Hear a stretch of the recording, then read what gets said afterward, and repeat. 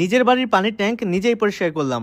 Plumber ডাকলে 2000 টাকা, আর আমি নিজে করলে একদম ফ্রিতে। 2-3 হাজার টাকা খরচ করার থেকে নিজে করাই ভালো। অনেকদিন থেকেই ভাবছিলাম যে পানির ট্যাঙ্কটা পরিষ্কার করব, কিন্তু আর করা হচ্ছে না। তাই সময় হাতে নিয়ে লেগে পড়লাম পানির ট্যাঙ্ক পরিষ্কার করতে। তার আগে পানির ট্যাঙ্ক, পানির লাইন বা ব্লক পরিষ্কার করার জন্য আমি কিছু প্রোডাক্ট অর্ডার করেছিলাম অন্য শপ থেকে। এই তো প্রোডাক্টগুলো হাতে পেয়েছি। এখানে ছিল আয়রন কিলার, কিচেন ক্লিনার, ব্লক আউট, রাস্টার, সেফটি গ্লোভ। এই সবগুলো মিলে কিন্তু কম্বো ছিল। সবার আগে পানির ট্যাঙ্কের পানি বের করে ফেলতে হবে। ভেতরটা খুলে দেখি একদম কালো কাদা আর সেডিমেন্ট জমে আছে। ফার্স্টে ট্যাঙ্কের ভেতরে জমে থাকা পানিগুলাকে বের করে নিতে হবে। এই তো পানিগুলাকে ভালো মতো চিপে চিপে বের করে দিলাম। এখন কিছুক্ষণের জন্য শুকাইতে দিয়েছি। এরপরে দিব আয়রন কিলার। এই যে এটা দিয়ে দিলাম। এটা দেওয়ার পর 5 থেকে 10 মিনিটের মতো ওয়েট করছি। কিছুক্ষণ ওয়েট করার পরে ব্রাশ দিয়ে ভালো মতো ডলে ডলে পরিষ্কার করে নিচ্ছিলাম। এটা যে এত পাওয়ারফুল, এটা দেওয়া মাত্র সব ময়লাগুলো উঠে যাচ্ছিল। এরপর ব্রাশ দিয়ে ভালো করে ডলে নিয়ে পানি দিয়ে একটু পরিষ্কার করে নিচ্ছিলাম। আর পানি দেওয়ার সাথে সাথে দেখেন রিয়াকশন শুরু হয়ে গেছে। এরপরে ট্যাঙ্কের মধ্যে অল্প একটু পানি নিয়ে নিলাম। এবার পানিগুলোকে সব পরিষ্কার করে যেগুলা ময়লা এখনো লেগে আছে ওইগুলো আবার পরিষ্কার করব। যাই হোক, এবার আসবো আসল কাজে। পাইপের ময়লাগুলো এবার পরিষ্কার করতে হবে।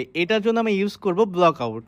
এটা সব থেকে পাওয়ারফুল একটা ক্লিনার। এইটা যদি একবার হাতের উপরে পড়ে ওইখানেই ফোসকা পড়ে যাবে। এটা খুবই সাবধানে আমি পাইপের মধ্যে ঢালছি একটা কাকের সাহায্যে। এটা একদমই সিম্পল, শুধুমাত্র পাইপের মধ্যে ঢেলে দিলে একদম পুরো পাইপের লাইন পরিষ্কার করে দিবে। আপনারা তো দেখতেই পাচ্ছেন পাইপের মধ্যে থেকে কি পরিমাণে ময়লা বের হচ্ছে। পানি দিয়ে ট্যাঙ্কটাকে ভালো মতো ধুয়ে নিলাম। আর এই যে দেখতে পাচ্ছেন পানির ট্যাঙ্কটা পরিষ্কার হয়ে গেল। আমাদের সবার বাসাতেই প্রতি 6 মাস অন্তর পানির ট্যাঙ্কটা পরিষ্কার করা উচিত। কজ এই পানি দিয়ে আমরা রান্না খাওয়া থেকে শুরু করে গোসল পর্যন্ত করি।